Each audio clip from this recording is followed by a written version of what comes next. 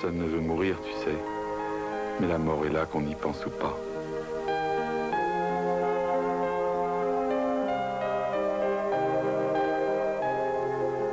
Tu es mort heureux en vivant ta vie telle que tu l'entendais.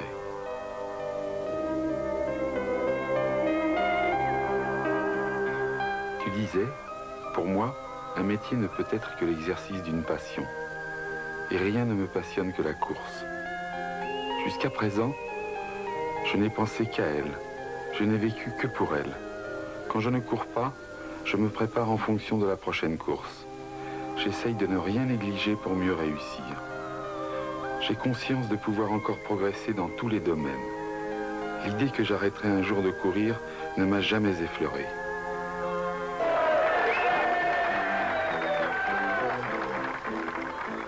La Formule 3.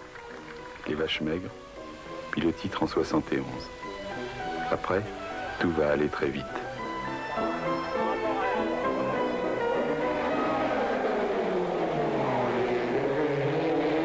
À Monaco en 72, après ta victoire, tu disais... Il faut gagner en Formule 3 pour faire la Formule 2. Mais je sais bien qu'au fond de toi-même, tu pensais, je suis prêt, la Formule 1 c'est pour bientôt. Et tu retournes à la Formule 2. Après les pygmées et tes économies envolées, John Combs. Difficile au début, super ensuite. Puis la F2 et enfin la marche BMW. Le championnat d'Europe, te voilà devenu un vrai professionnel. Ah, cette sacrée cigarette. Tu riais en disant, c'est le premier geste du sportif. Ce jour-là, tu espérais que Ken Tyrrell allait t'engager en Formule 1, avec ta jambe cassée. Heureusement, Ebel, l'ami de toujours, était là pour te remonter le moral. Eh bien, Ken a dit oui. Et tu es arrivé en Argentine, sur tes béquilles. On dit que l'histoire ne se répète jamais, c'est à voir. Avoue qu'il t'a longtemps impressionné, ce grand bûcheron. Et puis au début, il t'agaçait. Il s'occupait trop de ta vie privée. Tu n'osais pas le lui dire, mais il t'agaçait. Des taches de rousseur, un regard malicieux et un sourire plein de gouaille, tu n'as pas changé. Mais mon Dieu, qu'il y a loin du petit provincial à la timidité exacerbée de l'été 72, au lion qui se bat contre le grand Lauda au Nürburgring cette année 75.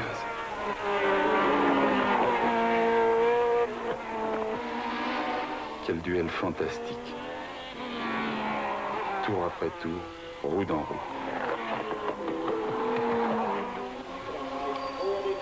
Et puis la suspension qui se rompt, le retour au stand au ralenti. Ne sois pas triste, l'enfant. Aujourd'hui, tu t'es montré l'égal des plus grands. Tu as perdu une course, mais gagné l'estime de tous. D'ailleurs, tu n'étais pas triste, tu étais vert.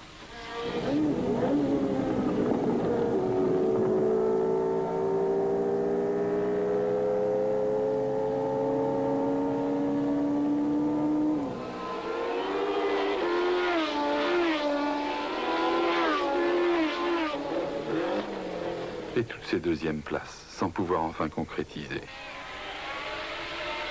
Mais même le prix du pilote le plus malchanceux que tu reçus un jour à Monza ne put détruire ton bel optimisme. Mais à chaque fois, tu étais vert.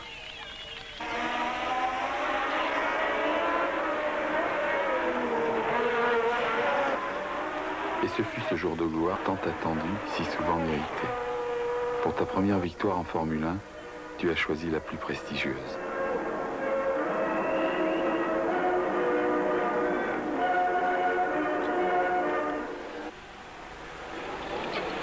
Te voilà maintenant devenu, en accédant au vedettariat, un homme épanoui.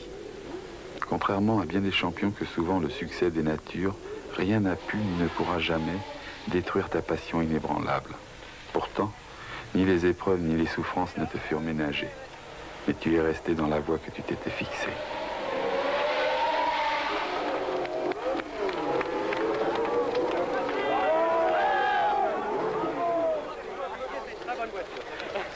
Patrick, c'est un très bon pilote. Patrick. C'est gagné, Paulin. Tu es obligé comme la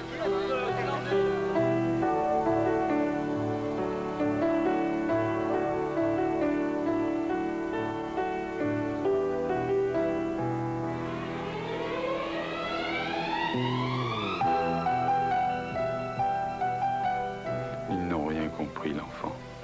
D'aucuns ont dit que tu avais été insouciant, que tu n'avais pas le droit d'agir ainsi, qu'un sportif de renommée internationale doit se sentir responsable. Oui, tu avais le droit de te tuer le dimanche, mais pas dans la semaine. Ils n'ont rien compris, car ils ne savaient pas que ce jour-là, tu étais devenu oiseau. Si les pilotes ont quelque chose de plus que les autres gens, c'est la volonté. Volonté de gagner, donc de guérir. Les médecins disaient, 2 années seront indispensables pour qu'il soit rétabli. 8 mois et 9 opérations plus tard, tu arrivais en Argentine, comme 6 ans plus tôt, en boitant. Certains disaient, Depailler est fini. Un vaincu est toujours lâché par les lâches. Mais tu n'étais pas un vaincu et tu forçais l'admiration de tous. Tu répondais, je serai prêt à Kyalami. Et à Kyalami, tu étais en 3e ligne. Et à Long Beach, en 2e. Après avoir gagné ce pari insensé de redevenir toi-même, jamais tu ne t'étais senti aussi fort.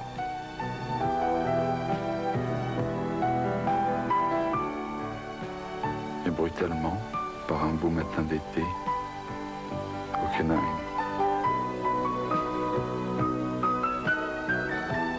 Pourquoi t'ai-je un jour appelé l'enfant ?